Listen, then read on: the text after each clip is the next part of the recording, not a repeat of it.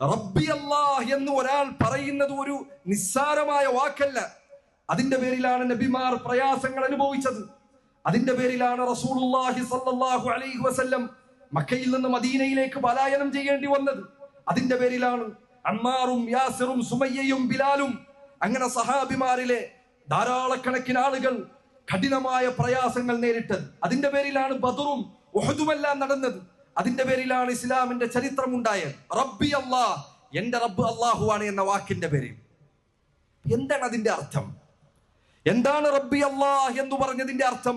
അല്ലാഹുവാണ് നിങ്ങളുടെ റബ്ബ് എന്ന് പറഞ്ഞാൽ നിന്റെ ജീവിതത്തിൽ നീ പാലിക്കേണ്ട കാര്യം എന്താണ്? വിശുദ്ധ ഖുർആൻ നിങ്ങൾ എടുക്കുക. വിശുദ്ധ ഖുർആനിലെ ആദ്യത്തെ സൂറത്തുൽ ഫാത്തിഹയാണ്. സൂറത്തുൽ ഫാത്തിഹ തുടങ്ങുന്നത് എങ്ങനെയാണ്? അൽഹംദുലില്ലാഹി റബ്ബിൽ ആലമീൻ അർറഹ്മാനിർ റഹീം മാലികി യൗമിദ്ദീൻ. നോക്കൂ, അൽഹംദുലില്ലാഹ്, സർവസ്തുതിയും അല്ലാഹുവിനാണ്. ആരാണ് അല്ലാഹു സുബ്ഹാനഹു വ തആല? അവൻ റബ്ബുൽ ആലമീനാൻ, ലോകങ്ങളുടെ റബ്ബാൻ, എന്റെ റബ്ബാൻ, സർവ മനുഷ്യരുടെയും റബ്ബാൻ. അത് പറഞ്ഞതിന് ശേഷം അർറഹ്മാനിർ റഹീം മാലികി യൗമിദ്ദീൻ, ശരി അല്ലാഹു നിന്റെ റബ്ബാണെങ്കിൽ നീ എന്തു ചെയ്തിരിക്കണം? ഇയ്യാക നഅ്ബുദു വ ഇയ്യാക നസ്തഈൻ. അതാണ് റബ്ബി അല്ലാഹ് എന്നതിന്റെ അർത്ഥം. ഇയ്യാക നഅ്ബുദ്, അല്ലാഹുവേ നിന്നെ മാത്രമാണ് ഞങ്ങൾ ഇബാദത്ത് ചെയ്യുന്നത്, നിനക്കു മാത്രമാണ് ഞങ്ങളുടെ സർവ്വ ഇബാദത്തുകളും ആരാധനകളും, ഞങ്ങളുടെ പ്രാർത്ഥനകൾ, സഹായതേട്ടങ്ങൾ, ഞങ്ങളുടെ മനസ്സിലുള്ള തവക്കുൽ, അങ്ങേറ്റത്തെ ഭയവും പ്രതീക്ഷയും എല്ലാം അല്ലാഹുവേ നിനക്കു മാത്രമുള്ളതാണ്. അതാണ് ഇയ്യാക നഅ്ബുദ് എന്നതിന്റെ അർത്ഥം.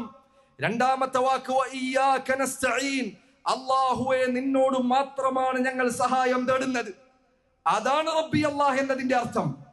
ഇബാദത്തുകൾ അല്ലാഹുവിന് മാത്രമാക്കുമ്പോൾ മാത്രമാണ് ഒരാൾ റബ്ബി അല്ലാഹ് എന്ന വാക്ക് യഥാർത്ഥത്തിൽ പറയുന്നവനാകുന്നത്. വിശുദ്ധ ഖുർആനിലെ സൂറത്തുൽ ഫാത്തിഹ കഴിഞ്ഞു. സൂറത്തുൽ ബഖറ നിങ്ങൾ എടുക്കുക.